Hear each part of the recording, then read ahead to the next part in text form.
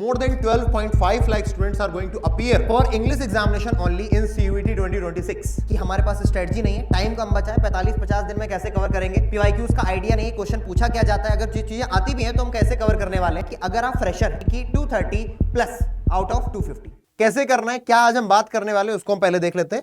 आज कई सारे मुद्दों पर हम बात करेंगे, इन सभी चीजों पर विस्तृत में चर्चा होगी, डिटेल में बात करेंगे। पहले कंपटीशन हमारे पास कितना है ना, मिथ्स क्या है, काफी सारी रियलिटी क्या है, क्योंकि बहुत सारे स्टूडेंट्स, बहुत सारे ऐसे एजुकेटर्स अभी भी हैं जो 2022-23 के एग्जाम से ही, जो एग्जाम 2022-2023 में हुआ था उस एग्जाम के बेसिस पर बच्चों को मेंटर कर रहे हैं, जो कि पूरी तरीके से गलत मेंटरशिप हो जा रही है। ठीक है, अप्रोच क्या होना चाहिए हमारा, साथ के साथ एग्जाम पैटर्न क्या है, वैसे तो आप सभी लोग जानते हो पर मैं बताऊंगा क्योंकि हो सकता है आप में से कोई ऐसा भी हो जिसे ना पता हो। साथ के साथ 80-20 रूल स्ट्रेटजी क्या है जो आपकी हेल्प करने वाली है इन कम दिनों में, और 45 डेज स्टडी प्लानर भी मैं आपके साथ शेयर करूंगा और वीकली प्लानर भी मैं आपके साथ शेयर करूंगा। बस आपने करना है जो मैं आपको बता रहा हूं उन सभी चीजों को। और बेस्ट रिसोर्सेज आपके लिए क्या हो सकते हैं, क्योंकि बिना रिसोर्सेज के, अब आपको क्रिकेट खेलना, आपके पास बैट ही नहीं तो कैसे खेलोगे, बिना बॉल के आप कैसे क्रिकेट खेलोगे, बिना पेन के आप कैसे प्रैक्टिस करोगे, तो रिसोर्सेज होने तो चाहिए। सबसे पहले अगर मैं कंपटीशन की बात करूं तो मैंने आपको शुरुआत में ही बता दिया कि this year you will get to see more than 12.5 lakh students, more than 12.5 lakh students in your English examination, यानी कि अच्छा खासा आपको लड़ाई मिलने वाली है। अब एक एक करके बात को समझते हैं। सबसे पहले यार गेम को समझना बहुत जरूरी है, क्योंकि अभी आप बोर्ड से निकले हो, फ्रेशर हो, इसका मतलब बोर्ड अभी आपने दिया है, तो आप इतना समझ लो बोर्ड का एग्जाम और CUET का एग्जाम एक तो बिल्कुल नहीं है, ये दोनों डिफरेंट है। क्यों डिफरेंट है और क्या अलग करता है, तो अलग करता है ये MCQ बेस्ड स्पीड और एक्यूरेसी का गेम है। MCQ बेस्ड तो है ही है, एक्यूरेसी चाहिए, और उन सब में ज्यादा जरूरी है ये शब्द स्पीड। जिसके पास स्पीड नहीं है वो 50 के 50 क्वेश्चन आते हुए भी मैं आपको लिख करके दे रहा हूं 150 से ऊपर नंबर नहीं आ पाएंगे, 150 प्लस पे अटक करके रह जाओगे। क्यों, सिर्फ आपके पास 60 मिनट है। पैटर्न के ऊपर आते हैं, है ना, फोकस कहां कहां पर करना है, आपको पता होना चाहिए कि आपका सिलेबस कितना बड़ा है और उसमें पढ़ने वाली चीजें कौन कौन सी है। तो फोकस होना चाहिए रीडिंग कॉम्प्रिहेंशन पर, RC मोस्ट इंपॉर्टेंट। साथ के साथ वोकैबुलरी बहुत पेपर में पूछी जाती है, ग्रामर और para jumbles and verbal ability. और यहां पर बड़ी खास बात लिखी है, you don't need fluent English, you need smart exam skills. और एग्जाम स्किल्स कैसे ऑन की जाती है पता है, एग्जाम स्किल्स ऑन की जाती है मॉक टेस्ट दे करके, प्रैक्टिस करके, रिविजन करके, मल्टीपल PYQs लगा करके, ये 3-4 काम करके आप ऑन कर पाते हो अपनी एग्जाम स्किल्स को। ठीक है, फोकस एरियाज के बाद जानते हैं, नो द एग्जाम पैटर्न, है ना, जितनी ज्यादा आपको क्लैरिटी होगी उतना अच्छा आपके पास कॉन्फिडेंस होगा। तो इतना हम सभी को पता है, 50 क्वेश्चंस हमारे पेपर में पूछे जाने वाले हैं। 50 क्वेश्चंस में से हमें क्या 60 मिनट में करने होंगे। हर एक क्वेश्चन सही करने पर +5 मिलेगा, गलत करने पर -1 कट जाएगा। ठीक है, इस तरीके की मार्किंग स्कीम होने वाली है। ठीक है, और अब आप यहां पर देखो 50 क्वेश्चन के लिए 60 मिनट है, आप ये मान करके चल लो मोटा माटी आपके पास 1 मिनट है एक क्वेश्चन को करने के लिए। ठीक है ना, आगे यहां पर सेक्शंस कौन कौन से, वही सारे, रीडिंग है, वोकैबुलरी है, ग्रामर है, वर्बल एबिलिटी है, RC वोकैबुलरी और रीअरेंजमेंट। ये बड़ी इंपॉर्टेंट बात लिखी है मैंने, रीडिंग कॉम्प्रिहेंशन, वोकैबुलरी और रीअरेंजमेंट 80% एग्जाम को कवर कर रही है। इस बात पर फोकस करिए फिर से, रीडिंग कॉम्प्रिहेंशन, वोकैबुलरी और रीअरेंजमेंट, ये 3 चीज मिल करके 80% मार्क्स आ रहे हैं आपके, यानी कि 250 में से 200 मार्क्स सिर्फ इन 3 के दम पर लाए जा सकते हैं, बल्कि 210 क्या 210 प्लस भी लाए जा सकते हैं सिर्फ इन 3 टॉपिक्स के दम पर। तो हमारी स्ट्रेटजी क्या होनी चाहिए, जाहिर सी बात है जो पेपर में ज्यादा पूछा जा रहा है उसकी तरफ हम सबसे पहले मूव करेंगे, राइट। आगे आते हैं, अब बात करते हैं 80-20 रूल की, क्योंकि उसमें हमें प्रायोरिटी सेट करनी, जो इंपॉर्टेंट उसे पहले करना है। तो हमें पता होना चाहिए भैया कि हमारे हाई रिटर्न टॉपिक क्या है, हाई रिटर्न यानी कि ROI किसमें ज्यादा है, रिटर्न ऑफ इन्वेस्टमेंट। इन्वेस्ट ही तो कर रहे हो, अपना टाइम इन्वेस्टमेंट कर रहे होगे, आप अपना पैसा इन्वेस्ट करोगे, वापस में मार्क्स कहां से ज्यादा मिल रहे हैं, तो मार्क्स आपको ज्यादा मिलेंगे रीडिंग कॉम्प्रिहेंशन। डेली प्रैक्टिस आपको करनी पड़ेगी, डेली मींस डेली। आप ऐसे वीडियोस बहुत सारे देखते हो पर आप उसे फॉलो नहीं करते, बेटा आप ऐसे 10 और वीडियोस देख लेना अच्छे अच्छे, पर उससे आपका एग्जाम नहीं निकलेगा। Daily practice is a must. Daily practice अगर आप नहीं कर रहे हो तो आप बहुत बड़ा मतलब गैप क्रिएट कर रहे हो अपनी प्रिपरेशन में। डेली प्रैक्टिस रीडिंग कॉम्प्रिहेंशन की आपको बेहतर बनाती है टाइम मैनेज करने में, प्लस आपको कंफर्टेबल फील कराने में। अगर आप 30 दिन तक लगातार करोगे तब जाके आप कंफर्टेबल फील करना शुरू करोगे reading comprehension, because there are various kind of questions, simple भी होते हैं, मॉडरेट भी होते हैं, हाई लेवल के भी होते हैं। आपने ये सीखना है कि वोकैबुलरी कठिन आ गई तो इसका मतलब ये नहीं कि हमारा मनोबल गिर जाए, कोई सेंटेंस समझ में नहीं आया इसका मतलब ये नहीं कि मनोबल गिर जाए। हमें पूरा पैसेज खत्म करना है, पूरा पढ़ना है, उसका सही स्ट्रेटजी क्या है, सही तरीका क्या है पढ़ने का, वो धीरे धीरे आप मेरे साथ पढ़ ही रहोगे, सीख रहोगे, पर ये रोज करना है भाई। ठीक है, साथ के साथ वोकैबुलरी डेली 20-30 वर्ड्स करने ही करने हैं, 20-30 वर्ड्स खुद से करने हैं, और आपको किताबें क्या चाहिए, रिसोर्सेज क्या चाहिए भी बताऊंगा। ठीक है ना, साथ के साथ रीअरेंजमेंट, ये 3 चीजें आपको पता है यार 200 प्लस स्कोर कराने में आपकी मदद करने वाली है। 200 प्लस स्कोर आप इतने से कर दोगे, दूसरा क्या भाई, है ना, प्रायोरिटी 2 क्या है, grammar, tenses, articles, preposition, subject, verb, agreement. Verb से रिलेटेड जितने भी टॉपिक्स हैं वो आपकी प्रायोरिटी 2 होनी चाहिए। Verb, tense, verb and its forms, साथ के साथ active passive, narration, subject, verb, agreement, ये सब वर्ब से रिलेटेड 6 टॉपिक्स हैं जो आपको आने चाहिए, क्योंकि इसके इर्द गिर्द आते हैं। प्लस आपके एग्जाम में एडवर्ब भी अच्छा खासा पूछा जाता है, एडवर्ब से क्वेश्चन आते हैं, प्रेपोजिशन लिखाइए, ठीक है। अगर आपने वर्ब, आर्टिकल, एडवर्ब और प्रेपोजिशन पढ़ लिया तो आप ये मान करके चलो कि आपके 240 मार्क्स कहीं नहीं गए, ठीक है। किस्मत अच्छी ना हो सकता है 230 पे 225 के आसपास खसक करके आ जाओ, वरना आप ये मान करके चलो कि अगर आपने वर्ब, जो मैंने कंपोनेंट्स बोले 6, साथ के साथ प्रेपोजिशन और एडवर्ब कर रखा है, देन हो ही नहीं सकता कि आपके 230 से कम नंबर आ जाए, ठीक है। आगे आते हैं। अगली चीज आपको जो जानी चाहिए वो ये यार, 30 to 45 डेज स्टडी प्लान क्या होना चाहिए ना, और बहुत ज्यादा रगड़ा नहीं करना है। मिनिमम आपको 2 से 3 घंटे देने, इतने में आपका काम हो जाना है। कैसे देने, 45 मिनट रीडिंग कॉम्प्रिहेंशन, ये लेगा ही लेगा। हो सकता है शुरुआत में आप 1 आरसी कर पाओ इतने टाइम में, ठीक है। फिर आप 1 आरसी से 2 आरसी में आओगे 45 मिनट में। फिर आप 2 आरसी से कोशिश करना है कि भैया 3 आरसी हमारी 45 मिनट में खत्म हो, क्योंकि आप ये मान करके चलो अगर आपके पेपर में 4 से 5 आरसी आ गई, 1 आरसी को अगर आप 10 मिनट में नहीं कर पाए तो आप ये मान करके चलो कि 5 आरसी कहां से करोगे, लेस देन 10 मिनट्स में करना है। अभी अपना फोकस क्या है कि हम कैसे भी करके 15 मिनट के अंदर 3 आरसी को लेकर के आए, ठीक है, सॉरी 45 मिनट के अंदर 3 आरसी को लेकर के आए। उसके बाद जब इस लेवल पर आ जाना, और आना ही पड़ेगा, मैं आपको बता रहा हूं, आपके पेपर में जहां तक मुझे लगता है 4 आरसी देखने को मिलेंगी, 4 आरसी। 4 आरसी को पढ़ने के लिए आपको 5 मिनट तो पढ़ने में लग जाता है, 5 मिनट को कर्टेल करना पड़ेगा, क्वेश्चन का आंसर ढूंढते हो, तो इसलिए आपको डेली प्रैक्टिस करनी पड़ेगी। शुरुआत टाइमिंग से करो, 45 मिनट आरसी करूंगा, हो सकता है शुरुआत में 1 होगी, 4-5 दिन बाद, 1 हफ्ते बाद पक्का 2 होना शुरू हो जाएगी। ये आप किसी की हेल्प ले लोगे ना, किसी ढंग की टीचर की, तो आपकी पक्का हो जाएगी। नहीं लोगे तो भी आपको 10 दिन में आने लग जाएंगे, 2 आरसी हो जाएगी, ठीक है। वोकैबुलरी आपको रोज करनी है, और वोकैबुलरी करने का तरीका समझो यार। वोकैबुलरी कोई ऐसी चीज नहीं जो बस कहीं से उठाया और लिख लिया, नहीं। वोकैबुलरी को आपने रोज के लेवल पर रिवाइज करना पड़ेगा, जैसे अखबार पढ़ते हैं ना, बस पढ़ना रहेगा, ठीक है। क्योंकि अगर मैं आपसे कहूं कि उसके लिए सेंटेंस लिखो, फिर आप सेंटेंस बनाओ, बोलो, उतना हो नहीं पाएगा, उतना टाइम नहीं अपने पास। सिंपल चीज ये है, जो भी मैं आपको रिसोर्स बता रहा हूं, उस रिसोर्स से आपने वोकैब नोट डाउन करना है, या कोई पीडीएफ मिल जा रही है तो पीडीएफ से आपको पढ़ना है, और उसे रोज पढ़ना है अगले 45 डेज तक, जब तक एग्जाम नहीं आता। पहले दिन 10 पढ़ोगे, अगले दिन 20 पढ़ोगे, अगले दिन 30 पढ़ोगे, 10वें दिन 200 पढ़ रहे होगे, 20वें दिन 700 पढ़ रहे होगे। आप जितना आगे बढ़ते जाओगे वोकैबुलरी की रेस में, उतना ये 30 मिनट का टाइम बढ़ता चला जाएगा।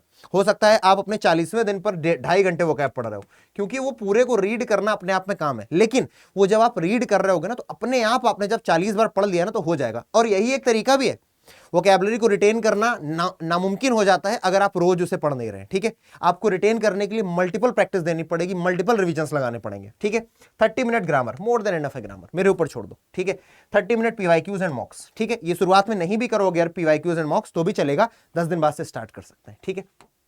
अब सबसे बड़ी बात लिखिए भैया, golden rule is practice is far more superior to theory. Theory से कहीं ज्यादा जरूरी है क्या, प्रैक्टिस। अगर आपने प्रैक्टिस दबा करके नहीं करी, प्रैक्टिस आपने घिस करके नहीं करी, तो आप भूल जाओ आपकी थ्योरी मदद करेगी। आप सीखते रहना, वर्ब क्या है, नाउन क्या है, प्रोनाउन क्या है, यही सब चल भी रहा है, मैं भी पढ़ाता हूं, लेकिन इससे पेपर नहीं निकलने जा रहा। प्रैक्टिस करनी पड़ेगी, मॉक्स लगाने पड़ेंगे, पीवाईक्यूज लगाने पड़ेंगे, ठीक है। वीकली प्लान भी देख लेते हैं यार। पहले 2 वीक तक कोशिश ये करो यार कि बेसिक्स क्रिएट करो और उनसे प्रैक्टिस करते रहो। प्रैक्टिस आपकी पहले दिन से होनी चाहिए, जो पढ़ाओ उसकी प्रैक्टिस करो। सेक्शनल टेस्ट दो। सेक्शनल टेस्ट कहां मिलेंगे, अगर आपको नहीं पता कहां मिल सकते, चैप्टर वाइज सेक्शनल टेस्ट आपको प्रतिज्ञा बैच में मिल सकता है, ठीक है ना। आप प्रतिज्ञा बैच में एनरोल कर लो। नहीं कर सकते हो तो अपने आप से कहीं से ढूंढ लो, प्रतिज्ञा बैच में एनरोल कर लो। Even I one getting you this code आदि 80 फॉर मैक्सिमम डिस्काउंट, ठीक है। यहां पर आपको मॉक्स भी मिलते हैं, प्लस सेक्शनल मॉक्स भी मिलते हैं, और यहां पर आपको टॉपिक वाइज मॉक्स भी मिलते हैं। वो आपकी हेल्प कर देता है कि आप पहले दिन से प्रैक्टिस में उतर पाते हो, पहले दिन से अपने कॉन्फिडेंस को बढ़ाने में काम करना शुरू कर पाते हो, क्योंकि कॉन्फिडेंस का ही गेम है गुरु। यहां पर अगर आपने कॉन्फिडेंस बढ़ा लिया तो फॉर श्योर आपके मार्क्स अच्छे हो ही जाने हैं। आगे आगे वीक 3 भाई पीवाईक्यूज करना शुरू करो, स्पीड बिल्डिंग शुरू करो, क्योंकि पीवाईक्यूज अब करने पड़ेंगे। वो भी पीवाईक्यू भी ऐसे करो जैसे कि आप मॉक्स कर रहे हो, यहां पर आपको मिल रहे होंगे अगर आप प्रतिज्ञा में आ रहे होते हो, ठीक है। Week 4 full mocks plus revision मिलेगा। 5 बेस्ट रिसोर्सेज जिन्हें आप मतलब मिस नहीं कर सकते। सबसे पहला, you must have previous year question papers, ठीक है। आपके पास पीवाईक्यूज तो होने ही चाहिए। कितने पीवाईक्यूज लगा लें, अगर आप 10 पीवाईक्यू लगा लेते हो that is more than enough. और ये 10 के 10 पीवाईक्यू होने कब के चाहिए, ये होने चाहिए 2024 और 2025 के। ज्यादा है तो एक दो 2023 का भी चल जाएगा, पर मैक्सिमम 2024-25 के ही हो तो अच्छा है। बहुत सारे पेपर हुए 2025 में, ठीक है ना। प्रतिज्ञा बैच ये वन स्टॉप सॉल्यूशन हो सकता है। ये एक ऐसा रिसोर्स है जो मैं आप सभी को बोलूंगा कि आप लोग इस रिसोर्स की तरफ जरूर जाएं, ठीक है ना।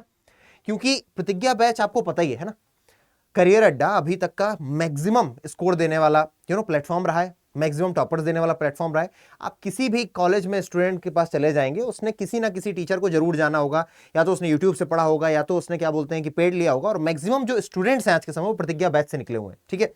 ये खास करके उन स्टूडेंट्स की मदद करता है जो बीच में फंसे हुए, जो स्ट्रक है।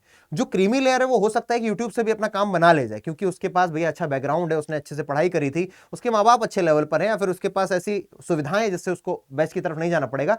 पर जो स्ट्रक है, जो बीच में, जो मीडियोकर्स हैं, उनको इस प्रतिज्ञा बैच ने बहुत सारों को भैया पार लगाया है कि मीडियोक्रेसी से सीधे अपने ड्रीम कॉलेज में, ड्रीम यूनिवर्सिटी में। और ये संभव हुआ है, ये मैं आपको बिल्कुल भी बढ़ा करके और हाइपरबोलिक एक्सप्रेशंस नहीं दे रहा हूं, ठीक है।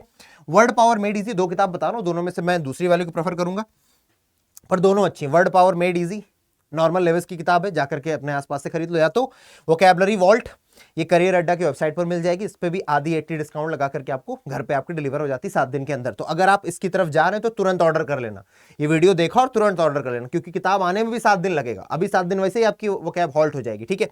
फिर मॉक टेस्ट, जो कि बहुत ज्यादा जरूरी है। अगर आप प्रतिज्ञा बैच में आ रहे होगे तो आपको यहाँ पर मॉक टेस्ट वगैरह सब कुछ मिल ही रहा होगा, ठीक है। चलिए, तो ये आपके पास रिसोर्सेज होने चाहिए, और मैंने आपको लगभग सारी चीजें बता दी। अब मॉक टेस्ट स्ट्रेटजी क्या होनी चाहिए, इस पर भी थोड़ा बात करते हैं। मॉक टेस्ट बहुत सारे लोग लगाते तो हैं, पर गलती क्या करते हैं वो देखते हैं।